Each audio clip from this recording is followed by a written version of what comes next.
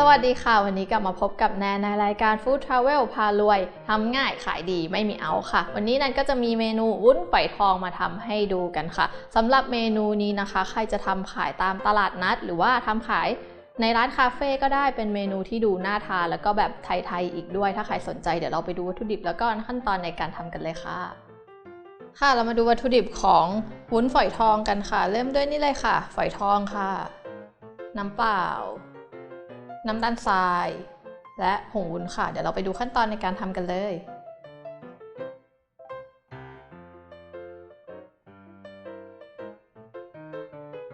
เรามาเริ่มทำตัววุ้นฝอยทองกันเลยนะคะอันนี้จะเป็นตัว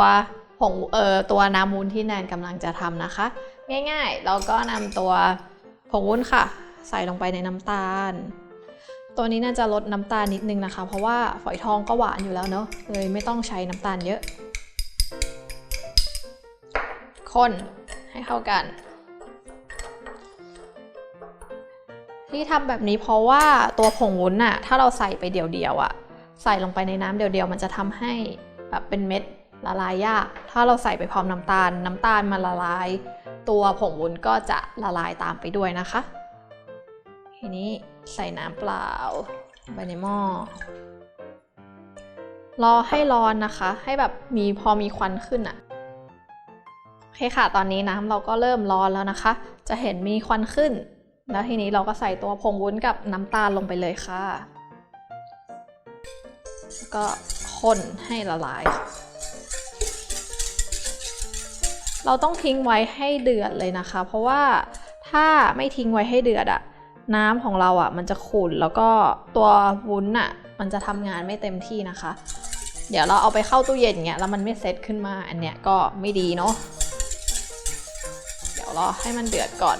เดี๋ยวนั้นขอรอให้มันเดือดก่อนนะคะแป๊บหนึ่ง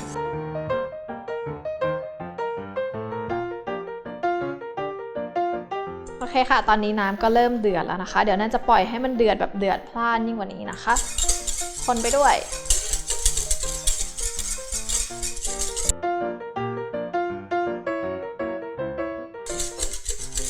โอเคประมาณนี้เดี๋ยวเราปิดไฟนะคะแล้วก็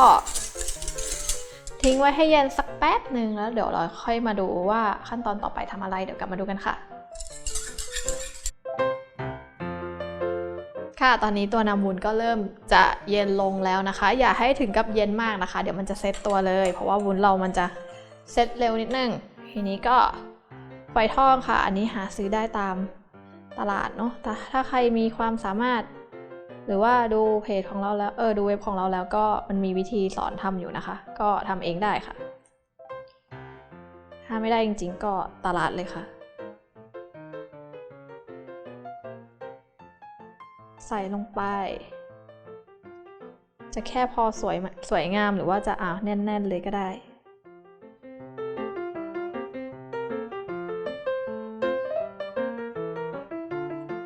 นี่นะคะอันนี้แนนเลือกใช้พิมพ์ที่เป็นแบบพลาสติกที่แบบเป็นถ้วยแกะทานง่ายแล้วก็ยังสามารถขายง่ายจะขายแบบชิ้นละ2 บาท 3 บาทก็ได้แล้วแต่2 ชิ้น 5 บาทอะไรอย่างนี้ก็ได้นะคะถ้าไปขายในสถานที่ที่แบบเขาเรียกว่าอะไรในเมืองหน่อยอย่างเงี้ยก็อาจจะชิ้นละ5 บาทก็ได้ค่ะดูตามสถานที่เอาเพราะว่าตัวนี้ต้นทุนไม่ได้แพงอย่างที่คิด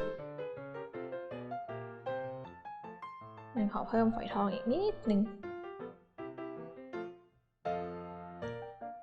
แนนใส่น้อยไปหน่อย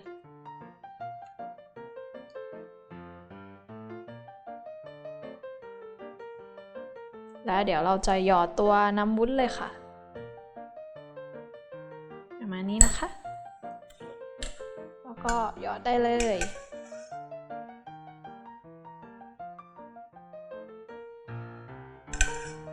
เห็นไหมว่าน้ำวุ้นค่อนข้างจะใสถ้าหากเราต้มให้มันแบบยังไม่เดือดอย่างเงี้ยน้ำมันก็จะออกขุ่นๆนะคะเพราะว่าวุ้นยังทำงานได้ไม่เต็มที่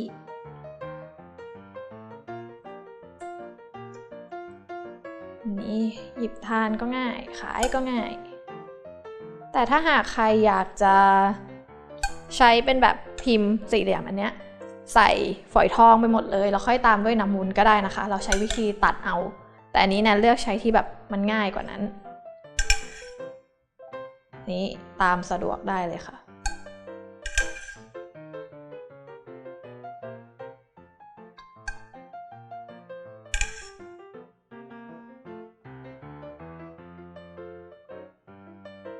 แค่นี้ก็